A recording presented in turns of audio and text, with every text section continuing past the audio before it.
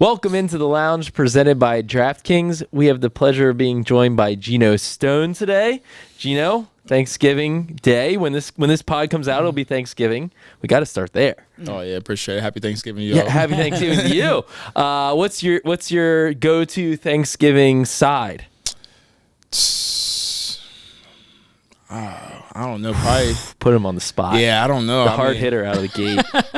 Honestly, I really don't eat Thanksgiving food like that. I really only eat the stuffing. So You only eat the stuffing? Yeah, I really don't eat Thanksgiving food. To be honest. Sweet potatoes. No sweet potato casserole. Not really. No I really don't. Yeah, I really don't eat anything like that because I mean, I don't. Well, one, during football season, I don't want to be too heavy. Come next day. Okay. And then a tryptophan will get you too. Yeah, I mean, when I was younger, I used to eat turkey and all that stuff all the time. But now I just really eat the stuffing. I just really stopped eating it. Honestly. So what do you what are your Thanksgiving plans? Like, are you gonna go to a Thanksgiving dinner or? Yeah, I haven't really thought about it yet. I mean, He's just getting some stuff. Yeah, I'm just coming to work, and after that, go with the flow. You know, I mean, I know some teammates said to come over to the house, so probably just go hang out with some of them. But besides that, I mean, I'm really not worried about the food, honestly. Do you put sausage in your stuffing? Because that's a clutch. Ooh, no, I never had. Give it a shot. Never had. The sausage and the stuffing is clutch. I'm telling you. All right. We should talk about football a little bit. So, I mean, Marcus Williams goes down. You step in, and you've done such an awesome job. It's like nobody's even talked about it. You know, I mean, when you have a great player like Marcus go down, it's like, what's going to happen? A credit to you that nobody's even thought twice about it, right? I mean, just what has it been like stepping in for a guy like that? Yeah, I mean, just watching him from OTAs when he first came in here, and then you know, trying to pick his brain about what kind of type of safety he is and stuff like that. So, you know, just watching from all that time, making plays during the season now, you know, just trying to come in and fill that role that he was doing. You know, I wasn't trying to do too much. I was really just trying to go in there and do my job. Right. And make sure there was no big plays, and I feel like I've been doing that. Make sure there's limited big plays. Right. When you're in that situation that you found yourself in, when a player like him gets hurt, and you know all of a sudden you're stepping into the starting lineup, is there a feeling of like, all right, this is my opportunity to prove myself? Like, I get my shot now. And I think a lot of players who are probably in your position are looking for that opportunity, and then you got it. Was that part of your thought process when you were going in to start those first couple games? Yeah, somewhat. You know, just be able to go out there and show what I could do. You know, I feel like I showed a little bit during preseason the past few years. You know, and now just going out doing it in real games, and I did a little bit last year.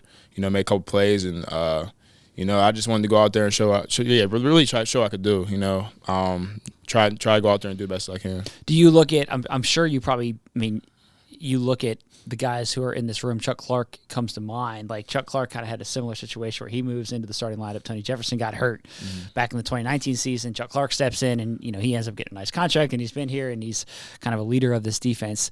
Do you look at a path like that and say, like, why couldn't that be me?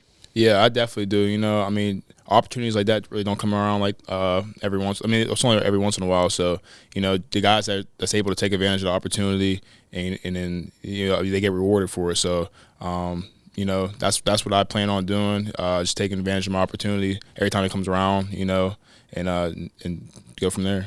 Now, Marcus is coming back from dislocated wrist. He's back on the practice field now. Where does that kind of leave you? Like, that's got to be kind of a tough adjustment. You're like, I got my shot. I did really well. And dang, you're happy, I'm sure. Yeah. But where does it kind of leave you? No, I mean, at the same time, I mean, I know it's a business. So, you go out there, whatever your role is, just be the best at it. I mean, I'm not going to think too much of it. Whatever the plan is for me, that's what I'm going to do. I'm going to stick to it. I'm a team player, so I'm not going to be a guy that gets all down because Marcus came back. I mean, I know what type of talent Marcus is, and he needs to be on the field. Right. And your role on special teams really has helped you kind of separate and establish yourself, And especially after CoCap retired, it seemed like you really kind of stepped into that position. Can you just talk about how you've grown as a special teams player and how important that is to you? Yeah, I mean, honestly, if it wasn't for CoCap, I really don't know if I would really be here because he's the guy that took me under his wing and really taught me all the ropes about really just being a pro. Right. That's someone I sat next to every day in meetings and I try to talk to every day, and he really took me under his wing and showed me how to be a pro and every day. Take care of my body, little things like that. So I give him a lot of credit. He helped me a lot with special teams. Honestly, my rookie year, I feel like he's the reason why I got on the field. My 2 games I played. I feel like he saw what I was able to do on the scout team for them, give them good looks, and I got my shot. So he kind of advocated for the coaches, like, you got to get this Geno guy in the game. I'm not sure, but I feel like he probably had a little bit of play to it. That's kind of interesting to hear you say that, because I think that a lot of people, I think that there's players who have success on special teams like embrace it. Like, he was a guy who like embraced special teams, and I think that like a lot of guys come into the NFL and you've been one of the best players on your college team, and you've been a defensive star, you've been playing a star defensive player since you've been probably in 7th grade, right? And then like you get to the NFL and it's like, okay, now you're playing special teams, and I think for a lot of players it's like a tough pill to swallow. They're like, I don't want to play special teams. I'm a safety. I'm a defensive player. And so like but the guys who have these long careers like Anthony Levine did, like, you embrace it like you have. Was that something that like took some time, or was it like, how did you kind of approach that aspect of it? Not really, because I played special teams as a freshman in college, and so before I started starting and stuff like that. So and then when I got here, I don't think people really look at how valuable special teamers are. If you're able to play special teams, it could take you a long way, because then it comes down to they're going to look at people saying, all right, he has much more value than this guy because he got special teams. He can play special teams for us. When they're filling out that 53-man roster. Yeah. So when they're trying to figure out who's on the roster and things like that, I feel like special teams is a key important part of that. So playing special teams. I don't know why people think it's that bad. It's really not that bad. You go out there for one play and put all your effort out there instead of like defense or offense. You're out there multiple snaps. So but at the same time, you only got one opportunity. So whenever you're on the field, you got to make the best of it. One thing I've noticed with you on special teams is the race to the end zone on a touchback. Seems like you kind of take that a little bit seriously. You want to be the first guy down that field screaming. They're running the metrics on you, so you know how fast. They're checking how fast guys are running. It feels like you always want to win that race. Honestly, Chris Horton, he gets on us all the time about finishing through the end zone, no matter if it's a touchback or the ball comes out, because you really never know. And at the same time, we did the same thing in college. We always just race down there and touch the returner. But I don't feel like guys won't like that here. You might get swung on. Now, your background is really interesting in coming out of Iowa, being a 7th round pick. I remember when we drafted you, there was a lot of draft buzz about how you were the biggest steal of the draft. It was like Daniel Jeremiah was one of the guys. Jeremiah, really I'm sure you see the clip. Some Pro Football Focus guys. I think Jeremiah said you were the best value pick in the 7th round, and like people couldn't believe that you slid that far. Were you as shocked as everybody else was, or what? Yeah, a little bit, honestly. Going into that day, it was like I was like number 1 safety on the board, and draft day. That's probably one of the. It's probably the craziest day. I waited 3 days and waited till the last round. 3.5 days. Yeah, that's what I'm saying. I didn't honestly. I didn't watch rounds 5 or 6. I was basically just by myself because I was honestly like mad and stuff like that. But whenever Baltimore hit me up, they were like, "Hey, we got a few more picks left." They were like, we don't know where we're going with it yet. Right. And the first one they picked Prochet, and then I'm sitting there waiting, and I'm texting back so what are you gonna do? Wait, so I'm texting the Ravens back? Yeah, I'm texting what are you gonna do? So who are you texting? I want to say it was Chris Hewitt. Okay. I want to say it was Chris Hewitt. But I'm texting them. I'm like, what are you gonna do? Come get me, man. And they're not saying nothing. They weren't answering. I'm like, dang, they're definitely not going to me. And then 5 seconds later, I see the Baltimore area code pop up, and I'm like, oh, this is definitely it. That's awesome. So, do you look at your draft day as happy memory, sad memory? What do you look at? Both. Okay. Both. A lot of ups and downs. But at the end of the day, it was just to be able to get drafted. It was, not many people could get drafted, so it was just a happy moment. I was there with my whole family, even though it was in COVID. Probably shouldn't say that, but all my close family was there. So just small be able group. just be able to distanced. just be able to enjoy that. It was pretty awesome. And then just because where I live, that's a little cul-de-sac. It's a dead end, and then having all these people drive up to my house, just they're staying in their cars, waving, a bunch of people pulling up. So it was pretty awesome just to have that moment. That is really neat. So yeah, that is cool. When it's the 7th round, and you're texting Chris Hewitt, and you're wondering if it's going to happen. At that point, are you thinking I hope I get drafted, or because I've heard some guys say like, you know what, I actually just would prefer at that point to be an undrafted free agent, then I can pick where I go. Like, what was your thought in that moment? Yeah, I mean, at the same time I was going through that, like I'm texting my agent, talking about places where I could go. There was like, I feel like it was like a few teams I had narrowed it down to, and Baltimore definitely wasn't one of them, to be honest. Like, was not one of them? Yeah, it wasn't one of them, honestly. But then, I mean, at the same time, I was like, it was always a dream of mine to get drafted. So, I mean, it really didn't matter first, second, third, whatever, or seventh round. I always wanted to get drafted. So, just be able to, like I said, just be able to share that moment with my family and my friends, it was pretty awesome. So then your rookie year, you're on the practice squad, and then at the end of that season, Houston ends up signing you to their active roster for a week. Yeah. Right? So you spent 1 week as a member of the Texans. Didn't play in a game, right? Former Texan. Do you consider yourself a former Texan? Does a week count? No, I didn't play. So it was kind of crazy because they were going through like a little COVID thing where players were sick and trying to come back. So like when I first got there, they're like, "Yeah, you're not doing nothing. You're not playing." So I'm like, "All right, that's fine. Like, I'm gonna get a game check. It's cool. I'm gonna get a game check. Just get chill. I mean, I'm just in Houston for the week." And then like the night before the game, they're like, "Yeah, you might play." And I'm like, so then they're telling me all these like things like special teams are gonna play. Like I never played any. Like I was about to play halfback on kick return and all this stuff. I'm like, all right, I don't even know their schemes or anything like that, so I'm just gonna go out there. Here's the playbook, man. Yeah, because they didn't give me an iPad when I first got there. They were like, "We don't need it." So I'm like, all right. Then the night before the game, they gave me the iPad. And I'm like, all right, so now I gotta learn all this stuff in like one night. That was a joke on my part. I did not think they actually hadn't given you the playbook. Yeah, they didn't give me the playbook. That's crazy. So then I had to get the iPad the night before the game. And I'm like, all right, I'm trying to study it, figure out what I gotta do for tomorrow. And then like literally, I get there on game day. I'm like, all right, I'm playing. I call my mom, like, "Hey, Mom, I'm playing." She's like, "All right." So then I get there for the game. They're like, "All right, yeah, you don't need to play no more. We got some guys back." I'm like, "All right." So it was like nothing. I stayed up. It's like I studied. It's like you stay up all night studying for the test, and all of a sudden the professor's like, "Actually, we're gonna push that until next week." Yeah, that's how it basically was. Yeah. So I mean, at the same time, it was what it was. Yeah. And then that off season, you become a free agent. They let you become a free agent, and then was it in your mind like, all right, I'm going back to Baltimore? Yeah.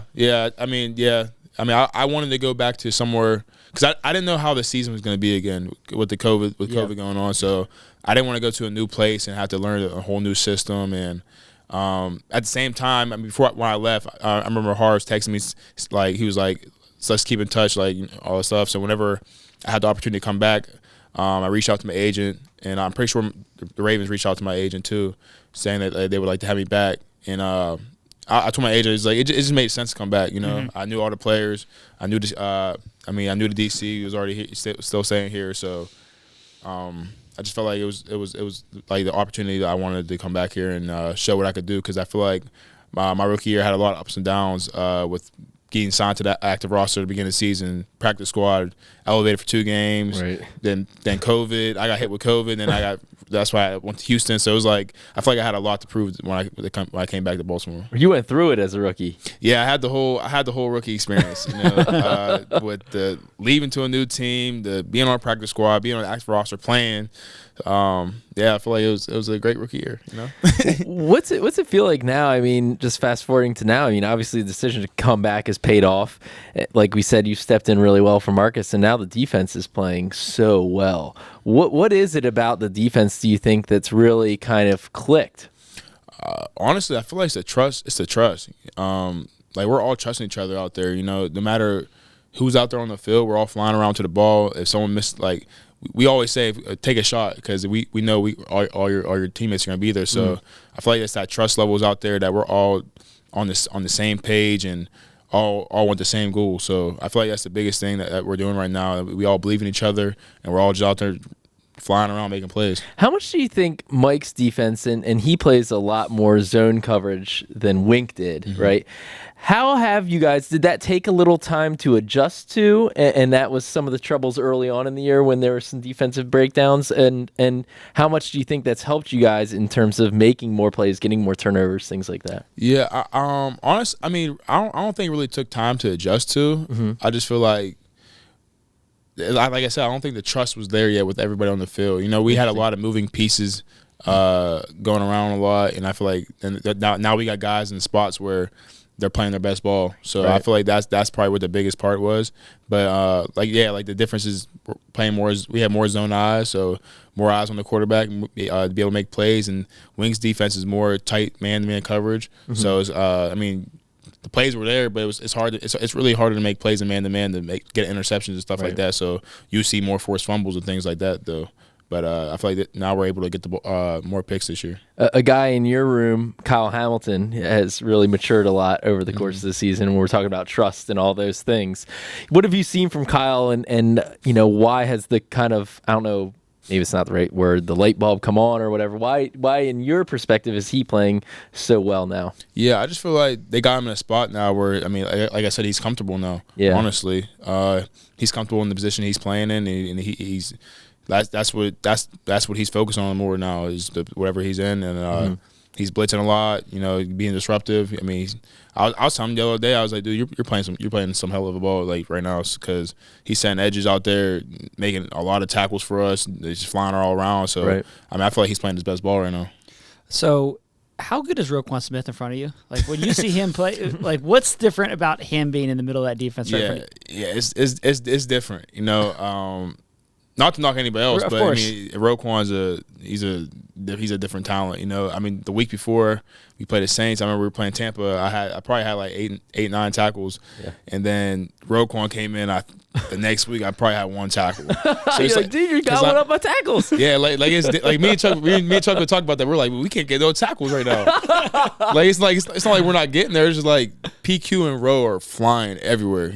I just feel like them two together, like it's really different to watch, like playing behind them instead of like watching on film, because like when I'm running to the ball, I'm thinking I'm about to make the play, and then out of nowhere these two fly to the ball and make the play. So I'm like, at the same time, I'm like, dang, I can get some tackles, but then I'm like, I mean, they're making TFL, so I'm like, it is what it is. The D line's freeing them up. Roquan had one against the Panthers where it was like a 3rd and 14, and he came flying from the line of scrimmage. Yeah. Chuck, you were right around it too. Chuck took a hit from Roquan. Yeah. It was like, dang, dude, you got to watch out for your own guy. Yeah, no, he be flying around. He's a guy that's literally sideline to sideline. Yeah. And for you, like, where do you see yourself kind of long term? And, Marcus is going to be here for a while playing kind of free safety.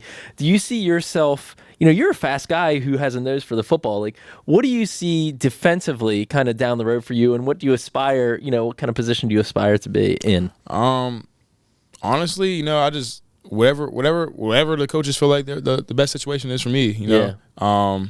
I could play deep, and then I could also play down in the box. So whatever they see is the best situation for me at that moment. Because I got like Marcus is a different person coming off that post. I never seen someone have range like that. It's the first person I saw have range and speed like he does. Right. But whatever the coaches put me at, that's what I'll try to work on. And so wherever they see me at, that's what I'll do. Yeah. And the last one for me, just for this defense as a whole, like you guys just keep getting better. Great game against the Saints, even better game against the Panthers. What do you see as kind of like the ceiling for this unit? I feel like we could be a really dominant defense. I feel like we're starting to show it now.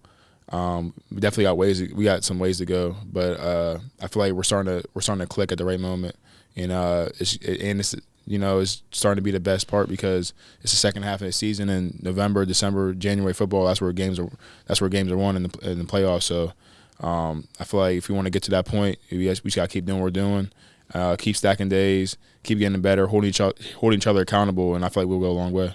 Awesome. Well, enjoy your Thanksgiving stuffing, and thanks for joining us, Geno. I appreciate it. Thanks, man. Appreciate it. Well, great stuff from Geno. Thanks to him for joining. Also, we want to give a shout-out to our friends at DraftKings because, as our listeners know, the sports landscape is always changing. This week is no different. DraftKings is the leader in daily fantasy sports, and it still has daily fantasy contests running for those who are looking to have skin in the game. It's simple. Every player has a salary associated with drafting them. You assemble a lineup of players. You try to stay under that salary cap, and then you sit back and you watch your points pile up. So now you know how to play. Download the DraftKings app today and sign up using the code FLOCK. New users get a free entry with their first deposit. Again, the code is FLOCK at DraftKings. So, Garrett, as you well know, because we've been doing this for a little while, sometimes the best stories come after you stop recording. Well, that's always the case. It's always. Always. The best stuff is always before the mic's rolling, and then once you hit. Exactly. Yeah, once you hit record And again. Yeah. so with Geno, after we stopped recording, we started talking to him about the plays he's made over the years and stuff like that, and how he was a big-time ball hawk in college at Iowa. He said he got 4 picks in 8 games when he first became a starter. And then he had 1 pick his last year, and it was a big one, though. It was a pick 6, I remembered, which he got on Trace McSorley, by the way, at Penn State, which Geno grew up in Pennsylvania, kind of between Cleveland and Pittsburgh. So he got a pick 6 at Penn State, big moment in his career, with his mom in the stands. But she did not see it because she was too busy. Which one was I think it? she was. She was at the consent. No, she was cold. She was cold. She was in the bathroom because it was too cold. And so we're laughing about that. And he goes, yeah. And then last year when I picked off Ben Roethlisberger, he did in the season finale, got Ben, which was supposed to be Ben's last game. Should have been Ben's last game. Picked him off. His mom was at that game too, but she also didn't see that interception because she was at the concession stand. There's a trend here. There's a trend. So the trend is we need Geno's mom to be Geno's mom. If you're listening to this, all right, we need you at every game, and we need you not paying attention at all. Looking at your phone, you can be playing Candy Crush, whatever you want to be doing at the concession stands, whatever you want to be doing. Just don't watch the game. Don't watch Geno play. Yeah, for Mama Stone, whenever it's like a key, fourth quarter, third down in the fourth quarter, that's when you get out of the stands. You head to the concession stand at that point because that's when you know a big play is about to happen. Exactly. My mother-in-law is actually the same way. She cannot watch. She gets too nervous watching Ravens games, so she refuses to watch, and she swears, they always do better when she's not watching. Right. So maybe this is the same case. Exactly. So well, look, it's I enjoy talking with Geno. I mean, he's got an interesting story based on his rookie year and bouncing back and forth and then earning a spot on the roster and now starting and playing well. I mean, it's been a bit of an up and down start for him, but he's really played well. And I think you kind of summed it up well when you said Marcus Williams gets hurt, and Marcus Williams, big free agent signing. Right. He's kind of the marquee new addition to this team this offseason. He gets hurt, and he's been playing great. He has 3 picks in 4 games. Right. And it's like, oh, this guy's going to be a stud. And he goes down, and you're like, what's this mean for this defense? Well, Geno's just stepped in, and no one is sitting here saying, well, this defense isn't the same without Marcus. And that's a credit to Geno. Yep. And, I mean, I think that he's proven that he has the ability to be a starter in this league. Yeah. And deserves a lot of credit for that. Well, and just what he's done on special teams, too. Like, you can carve out a very solid career. Look at what Anthony Levine has done or did over his career, right? Yep. He had, played for over a decade. And was he ever, a 16-game defensive starter? No. But he started a bunch of games, stepping in for different players, playing in a versatile role, and being a leader on special teams. Maybe that's the path for Geno, or maybe he becomes a 16-game starter. I don't know, but one thing I feel confident in is that Geno Stone's going to have a long career because he's a professional. He prepares himself well. He's a smart player, instinctual. He's got the speed, got the ball hawk. He's got a little bit of everything that just makes him a good football player. I mean, he reminds me a lot of Chuck Clark. I use that comparison when I asked him about it, and Chuck is a guy committed himself to special teams, 6th-round pick. Yep. And so then Chuck gets the opportunity and sees it and has been a starter ever since. Yep. So it'll be interesting to see how Geno's career plays out, but I agree with you. I think that he is somebody who's going to be in the NFL for a while. Now, the fact that he doesn't eat Thanksgiving dinner is a big strike. That's a red flag. That's a big red flag. That's probably why he dropped the 7th round. That was probably in the scouting report. Guy doesn't like Thanksgiving. Oh, what? No. He said he ate it. No, I actually respect it because he said he ate it as a kid, but now when season, unlike you, he's got to maintain tip-top physical condition. Nah. You basically just pour in the Thanksgiving food and then just sleep. It's one meal. The game isn't for 3 days away. Nah, when you're a great physical athlete like Geno and myself, you need to make sure that you're not bulking too much during Thanksgiving. It's bulking season for me. You know that's true. I love Thanksgiving. It's my favorite holiday. I think a lot of people feel that way. Do you feel that way? Yeah, I think so. It's your favorite holiday. Yeah, football games. It's great to watch games. The food is great. Family's great. Yeah, You've got your newborn baby, first Thanksgiving. Yep. You blend up the food in the blender for the baby. She's on the milk diet. No Thanksgiving turkey for her. Only milk. Anyway, the Ravens have a big game coming up against the Jags and looking to win their 5th straight. Yep. And we were kind of breaking this down in the lounge earlier today. We were saying, if the Ravens can really, so it's the Jags, then the Broncos and Browns, and then I think Steelers. Right. If the Ravens can, I would say, win their next 3 games, Jags, you got that flip, Broncos. It goes Jags, Broncos, Steelers, Browns. Oh, really? Yeah. Oh, okay. If they can win their next 3, I think that might put the division race out of reach. The Bengals have a tough schedule down the stretch. They have to play the Patriots on the road. They play the Bills. Yeah. They have the Browns. They have the Chiefs and the Titans. Chiefs and the Titans, right. It's like murderer's row the rest of the way when you look at their schedule. Exactly. And obviously we've talked about the Ravens schedule. I just feel like you feel like the division. Go ahead. You want to give them I already did this. I did this at the bye week. Go and ahead, I feel like give them your hot take for I think the Ravens are going to win the division. I think No, you didn't. You were hotter than that this morning. Red hot. You were red hot take. What I said that the You said division's done. You said the division's done. The Ravens are going to win the division.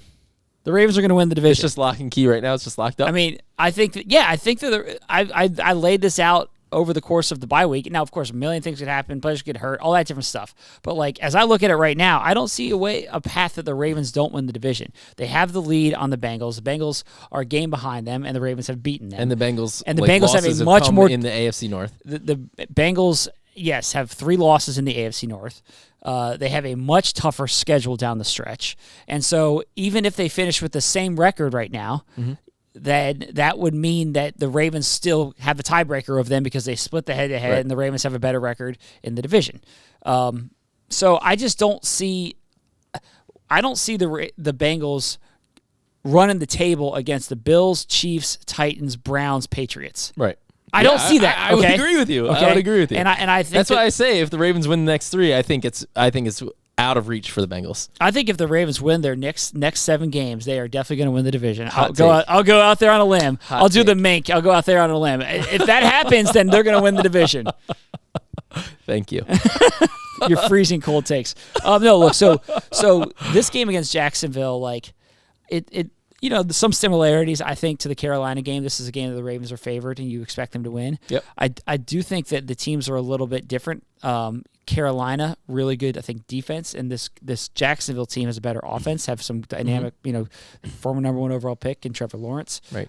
They have Travis Etienne, who's been a good. really good running back. Christian Kirk has been a pretty good signing for them. Yeah, Etienne looks like he did in Clemson, when he was a dynamic player and earned his spot as a first-round pick. Do it all back. Yep. Can run, can catch it out of the backfield. So the offense, Doug Peterson, good offensive-minded coach. So, I think that there are some similarities there, just based on schedule and their record, and looking at them. They have some high draft picks on defense too. Trayvon Walker. Yeah, they have some. They've spent some early picks on defense, so they're another team, kind of to me similar to the Panthers, where you look at their roster and you say there's some talented pieces around here. Like there's a lot of talent. I thought at the beginning of the year, especially given the amount of money that the Jags spent in free agency, they were one of the big spenders. I kind of looked at this one on the schedule and was like, this is not going to be like the Jags might be close to 500 team this year. I thought that they would be much improved, and they have been. Trevor Lawrence has been much better. He's turned the ball over far less in his second year compared to his rookie year.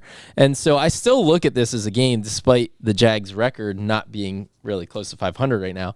I do think that this is similar to Carolina, an opponent that you certainly can't sleep on, and they have enough talent where they can put a scare into you. And this game makes me more nervous than the Carolina one.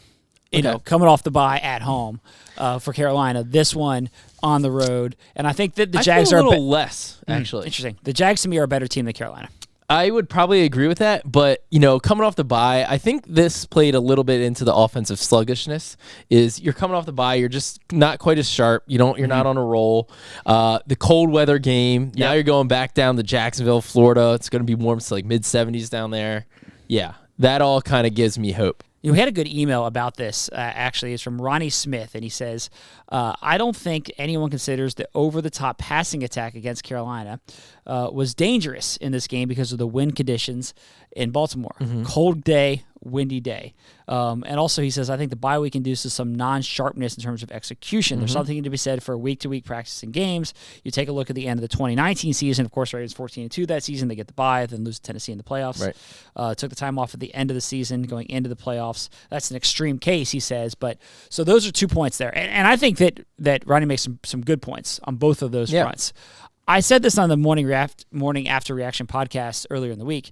I do think the weather had an impact in the offensive production in the game on Sunday. I think it was cold.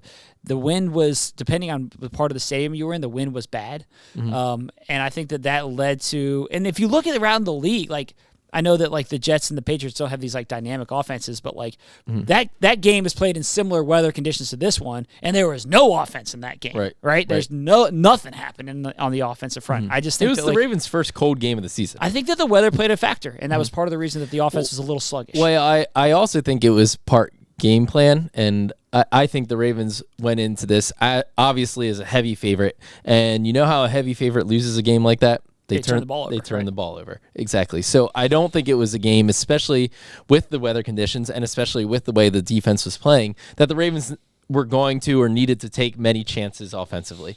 And that's what you saw. You know, Lamar Jackson's yards per attempt are down, I think, in part because the Ravens just don't, they lost their top speed threat over the top in Rashad Bateman. So let's not discount that, right?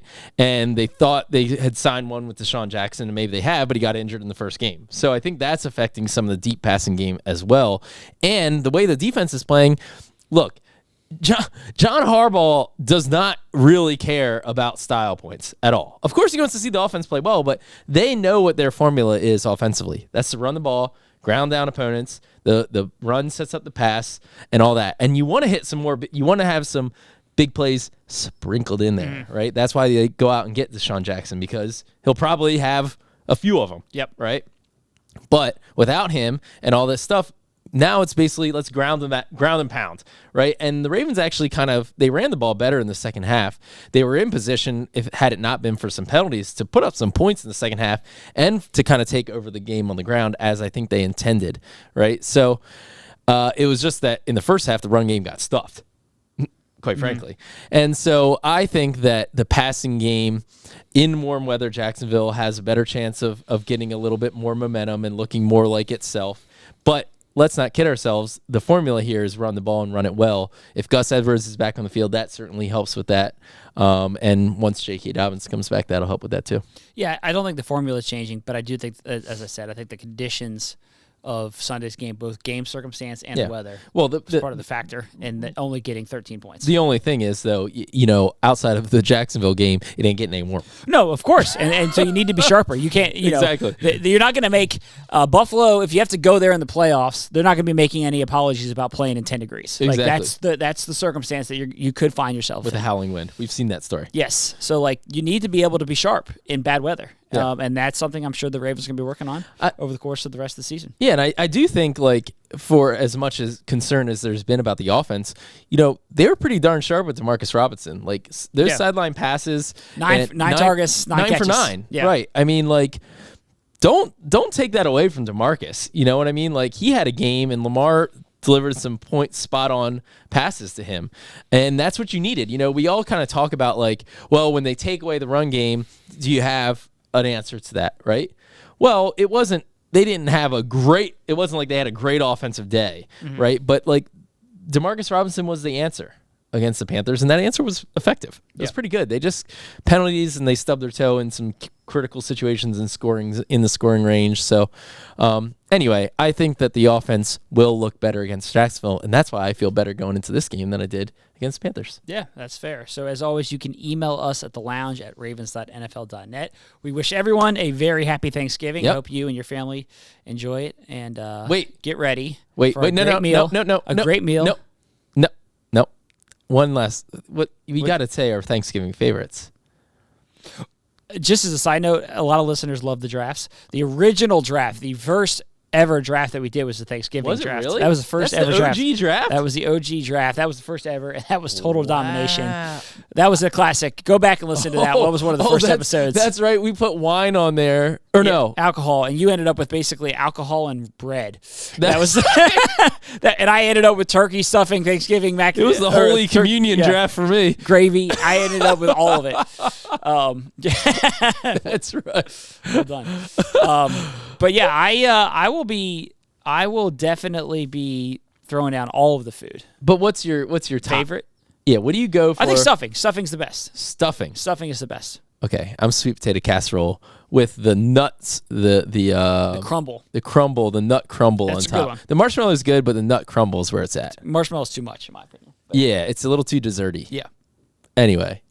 All right, that's it. I hear DeJoy over here cracking up over here. I don't know why. Anyway, thanks for listening, and get ready for the